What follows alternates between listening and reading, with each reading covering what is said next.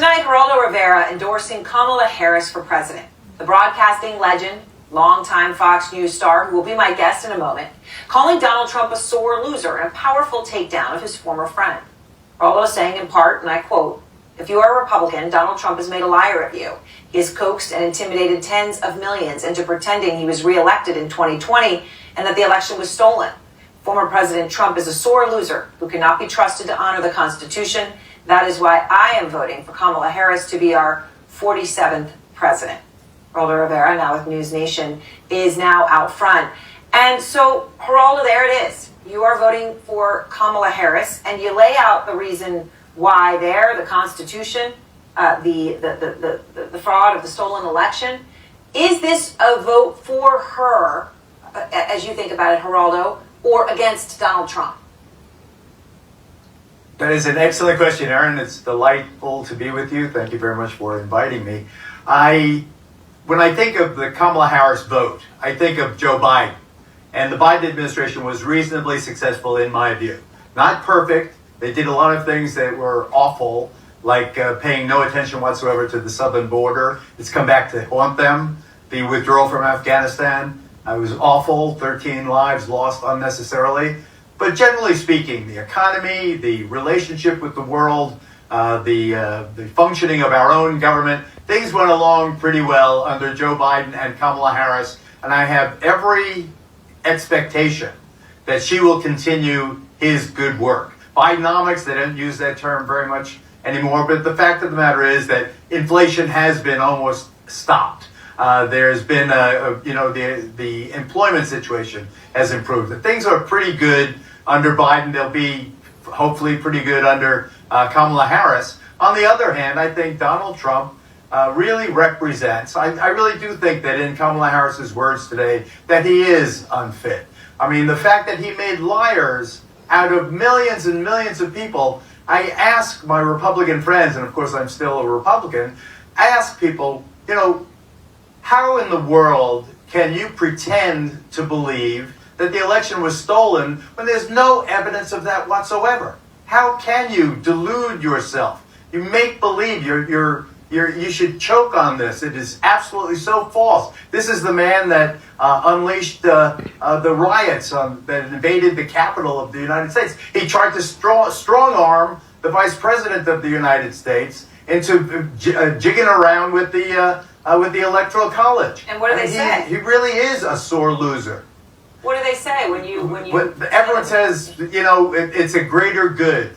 Whatever. If they go so far as to admit that they know that they are not being completely candid with themselves, honest with themselves, to that extent, they see it as a marriage of convenience to be for Donald Trump. Many of them are high-end people who, are happy about the tax situation under Donald Trump. He will, reduce taxes for the high-end taxpayer. Things of, self-serving reasons that I, maybe have gone along with in the past, I refuse now. So, President Trump and I have been estranged since very shortly after the last election because of his refusal to admit defeat. I worry what happens next. What happens if he loses, I worry, and if he wins, I worry. So, Geraldo, you talk about you've been estranged since after the election. And look, this is personal for you. And you waited until after the election, and I'm not saying that critically, I'm saying that because you had a friendship with him. You have a friendship that goes back almost 50 years, right? So there were times when things happened where you did support him and defended him in dark moments before the two of you stopped speaking. And I just wanted everyone to hear, some of the things you said so that people understand how personal this is. Here you are talking about him. I consider him a friend of mine. I think that he's done some great things. I love Donald Trump. I still feel that he doesn't have an ounce of racism or evil or hatred in his body. I'm very proud of the way he has conducted himself as president-elect. So, Geraldo, that was 2020 in the first one, 2017, and then 2016. I play that in the context of this. How hard is it for you to come out against a longtime friend, as you have chosen to do so, because you think it's important, so publicly? it's not only, Aaron, that he's a longtime friend. I also think he was a pretty good president. And I think that his term in office is largely underrated. He did a pretty good job with China and with the economy, with tariffs and so forth. He did getting through the pandemic was extremely difficult.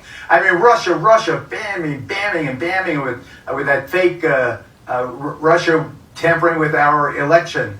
I was proud to call him my friend. I'm proud of the times that we spent together. Every time the phone rang here in the house and the president was on the line, it was excitement. Even though my wife Erica did not appreciate. She's a Democrat, but what he did in the wake of the 2020 election is unforgivable, and we can't lose sight of that. He tried to distort the constitutional process. He tried to strong-arm the republic. He tried to, with Mike Pence, to make Pence be more loyal to him than to the Constitution of the United States. He is a sore loser, and he would not be trusted. He could not be trusted with honoring the Constitution. The one thing we had going with every other government on earth was our tradition, multi-century tradition of the peaceful succession of government. One president to the next, to the next, to the next. And he called into question that very foundation stone of our democracy, and to me that is, Aaron, unforgivable. So, Geraldo, you've been watching him, and you've known him for a long time, and you've known him in a personal way. You've seen him campaign, you've seen him as president. So there's been a lot of focus on whether he has changed this time around. The New York Times did the whole analysis, right, of how long his speeches are, the words he uses, all of this. Last night there was that town hall. It was cut short. 2 people had fainted and needed medical help. So it's understandable, of course, it was cut short. But as he finished the town hall, he then stayed on stage for nearly 40 minutes, and he was sort of swaying with the music, looking out at the crowd, and then, just a playlist kind of went through. Harris' campaign reacted, Geraldo, by saying, quote, hope he's okay. Snark there. Democrats were quick to question his mental acuity. But I just put that out there as an example from yesterday. I'm curious, Geraldo, as you watch him now and listen to him now, knowing him for a long time, do you think that that's fair? Do you think that he has changed? I think he has changed in this regard. When I said in the clips that you played, it was fun to take a trip down memory lane. But the clips that you played where I said he didn't have an ounce of racism in his body, that I based on my personal experience in Trump Tower, seeing who worked for him and how he responded to people, how he responded to people in a very personal way on the street and so forth.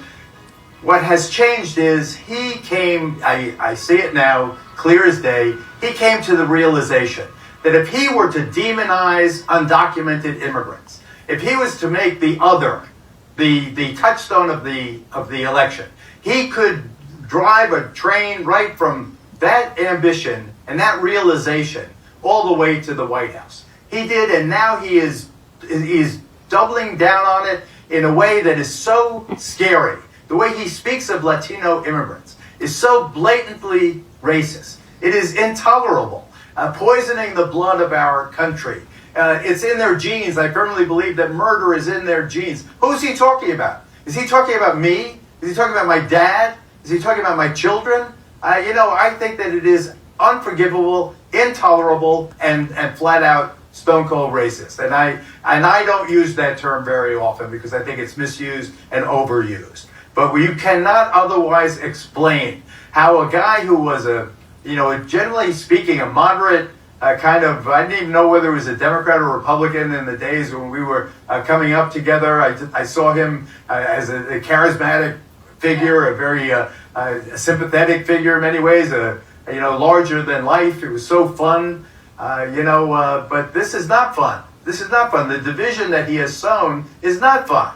It is in so many ways, it's really sickening. All right, well, Geraldo, I appreciate your taking the time. I'm glad to talk to you again, and thanks for sharing this. My pleasure. Thanks for having me. All right, and next